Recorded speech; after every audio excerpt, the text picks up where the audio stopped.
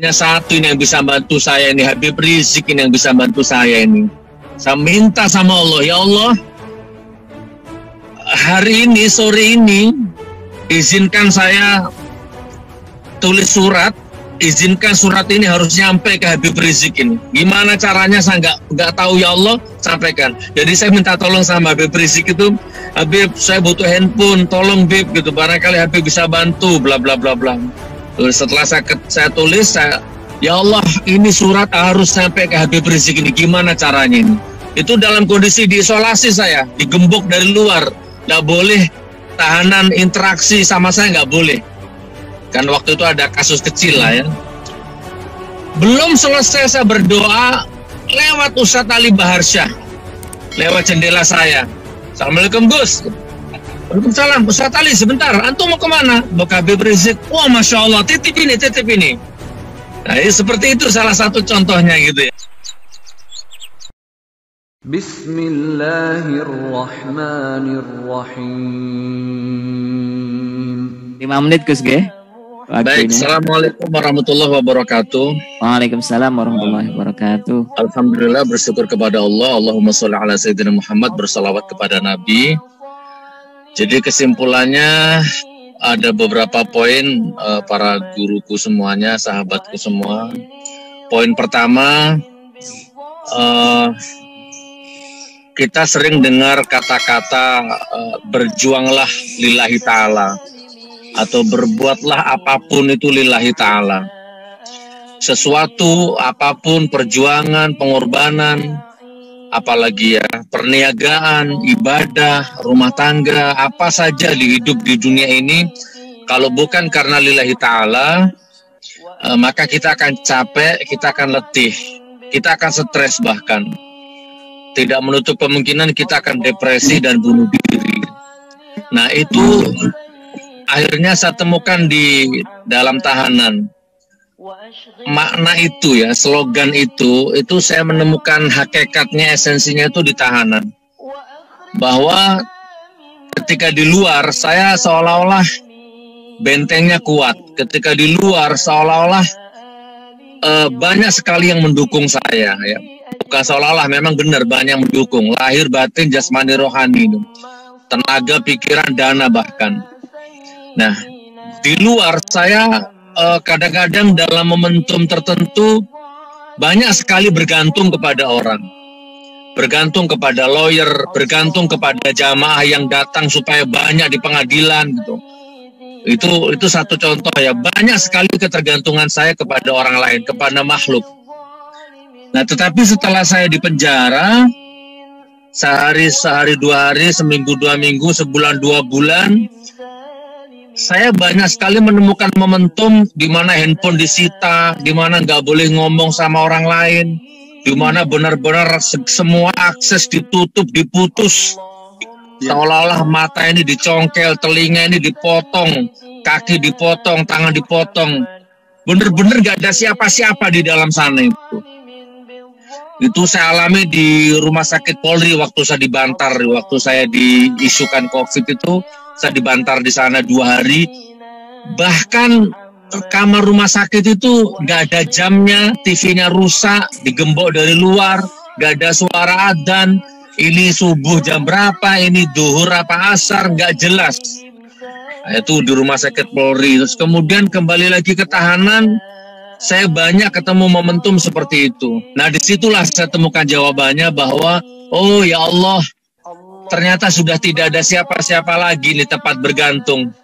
Handphone gak punya, mau telepon siapa? Mata buta, gak ketemu arah, gak ketemu warna apa ini.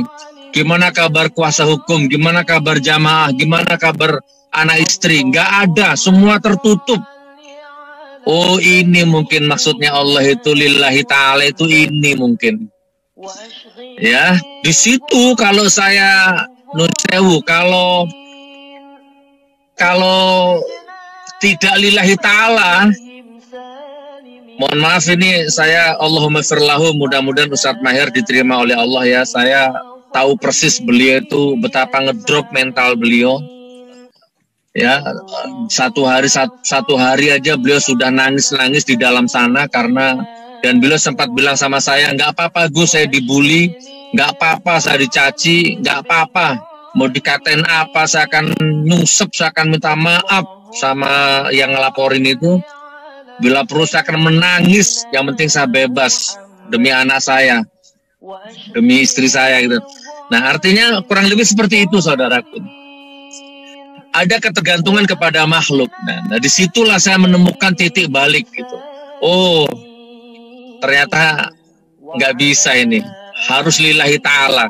Kemarin di luar penjara, mulutku sering teriak lillahi ta'ala, lillahi ta'ala. Sekarang ditagih sama Allah. Ayo buktikan, Nur.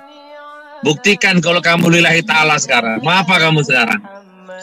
Wah, subhanallah. Sedih, sakit, galau, resah, gelisah. Gak enak makan, gak bisa nelan makanan. Awal-awal masuk itu, dalam mencari ritmenya, iramanya. Tapi alhamdulillah saya potong supaya nggak panjang kemana-mana. Intinya ketemu juga momentum itu. Lillahi ta'ala. Baik ya Allah. Kalau memang ini benar-benar ujian darimu, hidangan takdir darimu, saya terima. Oh, jadi akhirnya mulai bikin tulisan, mulai bikin lagu. Saya sibukkan pikiran dan hati ini. Bikin lagu, bikin tulisan, dan alhamdulillah sudah jadi bukunya. Masya Allah ya. Kurang lebih 168 halaman itu. Nah, jadi poin pertama yang ingin saya share, berumah tanggalah, berjuanglah apapun saja lillahi ta'ala. Kalau tidak, benar-benar kita akan sakit sendirian nanti. Kita akan terpuruk sendirian. Takbir. Wallahi tidak bisa dibelenggu, tidak bisa dipenjara, tidak bisa dibatasi oleh apapun. Saya, jasadku tidak bisa menembus tembok penjara ini. Tetapi doaku tetap berdaulat melayani takdirnya menembus tembok penjara ini. Dan alhamdulillah, saya ringkas saja dalam tanda petik, alhamdulillah, semua masalah muamalah saya di luar, baik itu ekonomi rumah tangga, belanja anak istri, belanja pesantren, dan banyak lagi, semuanya bisa saya selesaikan dari dalam penjara, dengan izin Allah. Ini yang saya maksud, bahwa tubuhku bisa kamu penjara, tapi kekuatan pikiranku, kekuatan doaku, kamu sekali-sekali tidak akan bisa membelenggu itu. Gitu kan? Banyak sekali kejadian-kejadian aneh itu, banyak sekali.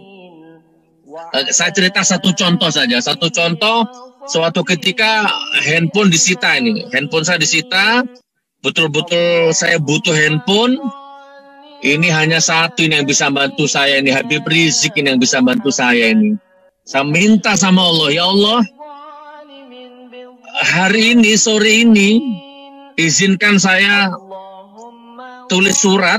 Izinkan surat ini harus nyampe ke Habib Rizik ini. Gimana caranya saya nggak tahu, ya Allah, sampaikan. Jadi saya minta tolong sama Habib Rizik itu, Habib, saya butuh handphone, tolong Bib gitu. Barangkali Habib bisa bantu, bla bla bla bla.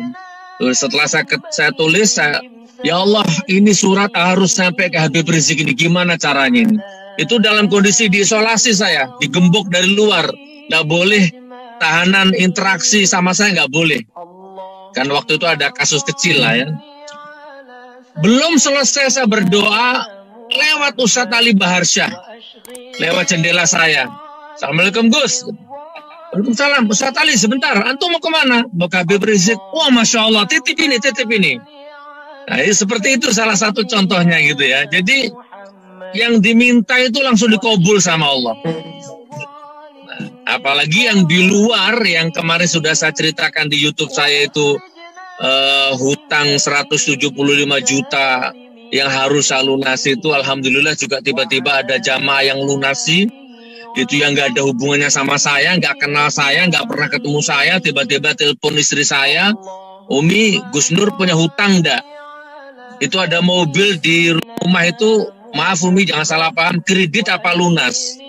Kan istri saya bingung akhirnya, maksudnya apa Pak? Kalau kredit saya lunasi sisanya, kalau Gus Nur punya utang bilang sama saya berapa utangnya Gus Nur. Saya lunasi semua. supaya Gus Nur tenang di dalam sana, nggak mikir beban apa-apa. Ya singkat cerita, istri saya cerita apa adanya, kalau ada tanggungan Pak sekitar 175 jutaan lah. Baik Umi, besok 2 hari saya transfer. Langsung ditransfer sama orang itu. Nah itu barakallah saudaraku. Yaitu poin yang kedua, tubuh bisa dipenjara, bisa dibelenggu, bisa dikerangkeng, tetapi kekuatan pikiran, kekuatan doa tidak akan bisa dihalangi oleh apapun, oleh ruang dan waktu sekalipun, oleh tembok setebal apapun. Nah, insya Allah mudah-mudahan yang di dalam penjara saja bisa menyelesaikan berbagai macam muamalah di luar, apalagi yang tidak di penjara, yang tidak dalam kondisi terbelenggu. Saya yakin lah urusan ekonomi, budaya, sosial, politik, muamalah, rumah tangga, apapun, insya Allah kita lebih bisa menyelesaikannya. Barakallah, barakallah, barakallah. Ini mungkin yang bisa saya bagi. Mudah-mudahan manfaat.